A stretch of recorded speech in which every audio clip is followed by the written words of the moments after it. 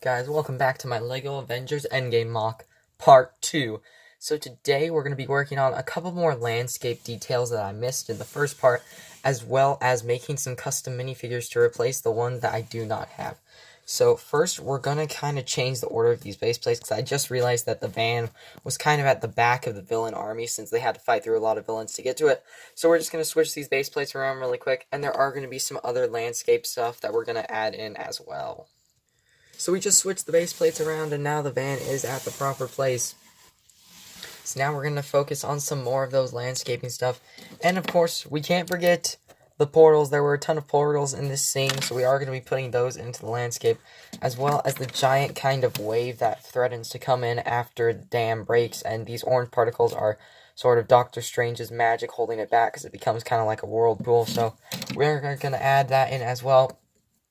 And I'm still deciding if I should have a character having my custom nano gauntlet, or just put it lying somewhere on the battlefield. So I will probably decide that after we've added in all the minifigures. And that's basically going to be it for the landscape. So we're going to get these portals and this wave added in, and then that should be it for the landscape, which is looking pretty good. And voila, we have the two portals as well as the giant wave added in, and I do have sort of a kind of like the walls of the dam over here, just kind of very kind of choppy to allow some space for the wave to break through. So that should do it for landscaping. Now we're going to start working on some of the custom minifigures.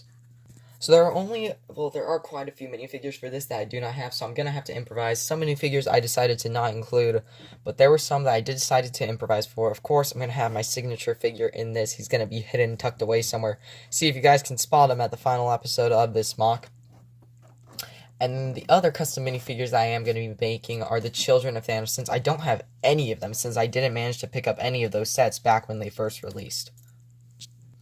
So one of the first members of the Children of Thanos, Cole Obsidian, I did make his kind of, I don't know what these are, they're kind of just giant hammers attached with a giant chain. I think I did a pretty good job of him. I did try to build him to scale, so he is basically Thanos' size. And he does have this little shoulder pad leaning off. And I know his skin is not exactly brown, but I couldn't find enough pieces of a different shade to make it like that. But he does look pretty good on the whole. It was pretty good improvisation, even though I didn't have the figure itself.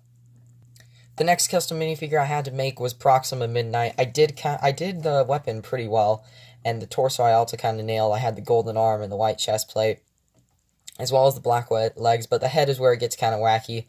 I know her skin tone is not exactly that, and of course I don't have the hairpiece with the horns, but this is the best I could do, and it's what I'm going to have to settle for. Next, another custom minifigure that I'm pretty happy with is Ebony Maw. He does have Cole's legs from Ninjago, so it's sort of robes, and he does have these Jedi robes. It's a Jedi robe printout that I just colored black on, leaving some space for some sort of tannish white, and they do look like robes. And then I used a Darth Vader headpiece for him, so he does sort of look like how he's supposed to. The torso is, of course, a bit different, and the head does have a lot more wrinkles, but this is the best I could do, and I'm pretty satisfied with this minifigure. The final minifigure in the Children of Thanos is Corvus Glaive, and I was not able to find a black, well, I did have a black cape, but it didn't really match well with the dark blue hood, so I decided to go with a dark blue cape and hood, and then just give him some black robes. And I did use the torso from a Special Forces Imperial agent, and I followed the basic design for his weapon, although I did not have those clip pieces, so I had to use some handle pieces. And he does have Nute Gunray's face, since it was the only really gray face I had. I'm also pretty happy with this minifigure. I feel like a lot of the custom minifigures, I did a pretty good job improvising with them. Even though they don't look the best, I'm still pretty proud of how they turned out. And the next minifigure, of course, is Thanos himself. Yes, I know this is Thanos from Infinity War, but it was the only Thanos I had. I did sort of have to improvise for his double-bladed sword, since I did not have the correct pieces for that at all. And in order to make it chunkier, I would have needed to take a lot of the gray pieces from the landscape. So this is pretty much the best I could do. It looks decent. It still has the look of a double-bladed sword. It is supposed to be, like, a lot thicker, though. But pretty decent job. And of course, he can have the nano gauntlet in his hand, if need be. So yeah, I like to think that I did a pretty good job with Thanos. The next minifigures I gathered up were some Chitauri that me and my younger brother got from some Endgame sets. I only have 5 of these guys, sadly. I do have quite a few different variants of them, but they are a nice start to Thanos' army, and we do have some more characters for his army as well, which are, of course, the Chitauri. So we have 2 of these land Chitauri guys, and then 2 on speeders. These guys are honestly a classic. I really, really love how these guys look. And that's not even the end to Thanos' army, because there's still more. And then last, but definitely not least for Thanos' army, we have this giant Leviathan. So I'm going to go and get all of these guys put in their places on the build. And I think that is probably going to end it for today.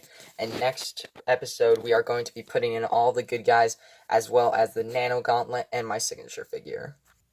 And we did get all these figures onto the build, so on this whole half, we can see we have the entire villain army with Chitauri, Thanos, Proxima Midnight, and Corvus Glaive on the front, Ebony Maw in the center over there, Cole Obsidian over to the far right, and we got kind of like a blend of Chitauri and Outriders, with the van in the far back, and the Leviathan flying into battle. So did a pretty great job with all these minifigures. Really excited to see how this turns out in the end. Next episode, we are going to be adding in all the good guys, plus my signature figure in the Nano Gauntlet, so make sure to watch for that. Please like and subscribe if you enjoyed the video, and I will see you guys next time.